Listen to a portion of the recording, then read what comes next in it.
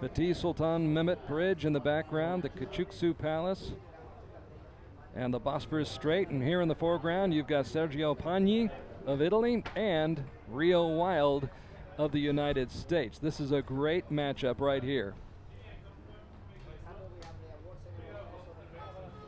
So Pagni and Wilde of the United States getting set to do battle here on the field of play as Christy Collin looks on. She'll be cheering Reo on against Sergio Pagni. Sergio reached the semifinals by beating Dietmar Trillis this morning by 1. He was trailing by 1 through 3 ends, but his last 7 shots were all dead center bullseyes, and that brought him back and got him into the semifinals, where he'll take on this man, Reo Wilde, 38 years old, the pride of Pocatello, Idaho, ranked 2nd in the world. He trailed Paul Titscher of Germany after the first 2 ends in the quarterfinals this morning, but won the 3rd end by 4 points, went up by 3, and then pulled away to win by 7. By the way, he also shot 10 bullseyes and is still in the hunt for that Longines prize for precision. He is 4 back of his fellow countryman Roger Willett Jr. Interesting competition there, subplot. Very interesting, and the 2 gentlemen out there, I really expect to see a lot of 10s of them. I must say, normally we are talking about a 10 and an X being the middle of the middle, and both archers out there, they can really hammer that X down, meaning their groups are going to be very, very tight. So let's see how it goes. They are both very, very excellent archers, and I'm very excited about it. But I bet you Reo Wilde is thinking about that prize money sometimes. Once in a while it drops up in his head. So Sergio gets things started with a 9 here in the first end. And Reo Wilde, who went wild in Shanghai 2 weeks ago with 15 consecutive bullseyes, starts off with an 8. Of course, he started off a little bit slowly in the quarterfinals this morning as well. That was me talking about those X's, but I still expect them to come. But that just shows that there's a little difference from standing on the blue carpet out there with all the audience looking down on them and television on, and again we got the wind. I must say, we got the wind. Yeah, there you got it. And Reo's got a 10. And I even think that might be a X liner.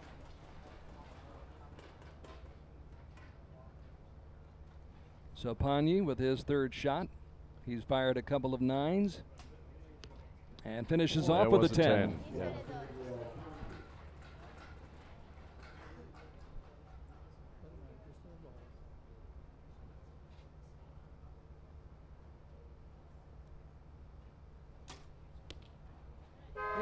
That was on the line, it looks like. It looks like a 10 liner to me.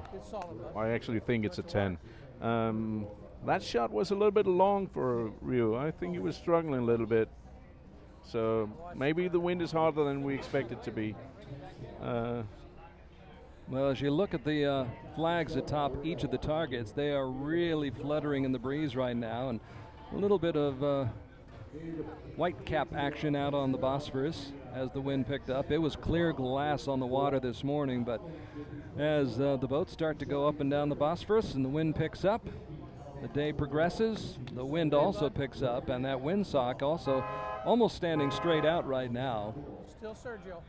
So the weather always a factor, and especially when you're in a site in a venue like this alongside a river, it can make a difference.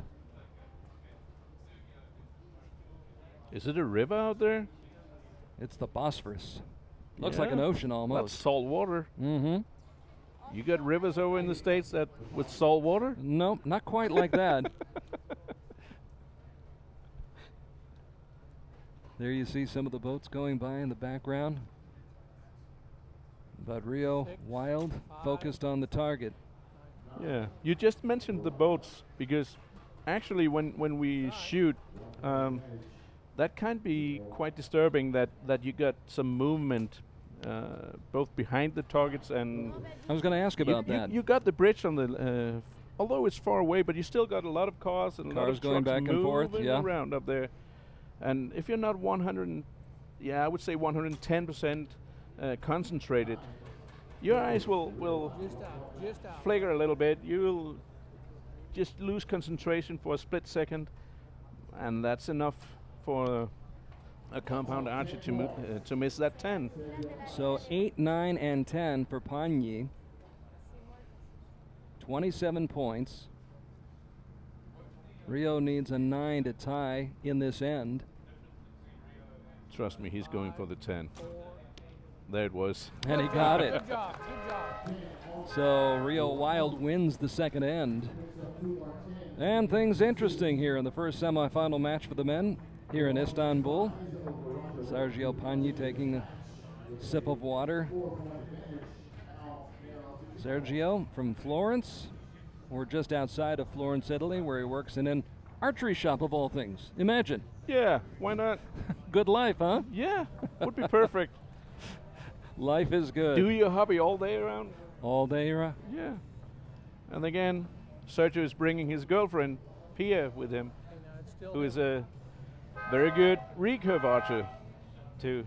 So I guess that's a way to spend more time together when you do a lot of archery.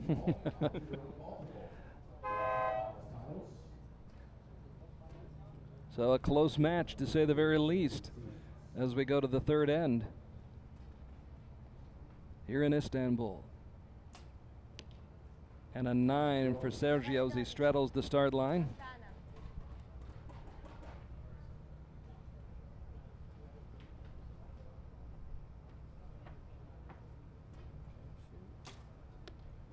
And a 9 for Reo Wilde, who's been able to devote 100% of his time to the sport he loves now, due to his success.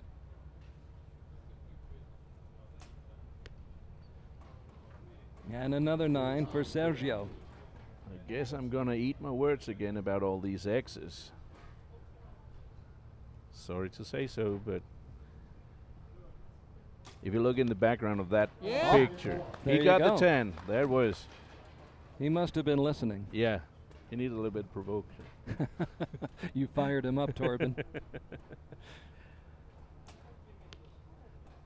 And Just Sergio, before that shot went off, you saw his stabilizer going from left to right, and I bet there's quite a lot more wind than it seems to on the flags and that. The worst part about wind is that it doesn't matter that much if the wind only gets to the arrow when you have fired it, but when the wind hits you on the body, that's where it does the big damage, because then both affects your balance a little yeah, bit. it'll get you a little bit out of the balance, and what I think is even worse is that it actually gets into your mind that you start getting a little bit too And I this forgot is the word for it. And this is a mind game, isn't it, Torben? It's a mind game, exactly. And if you start considering things, what you're doing, if you're doing the right thing and stuff, then you'll get out of the 10 again, like we talked about.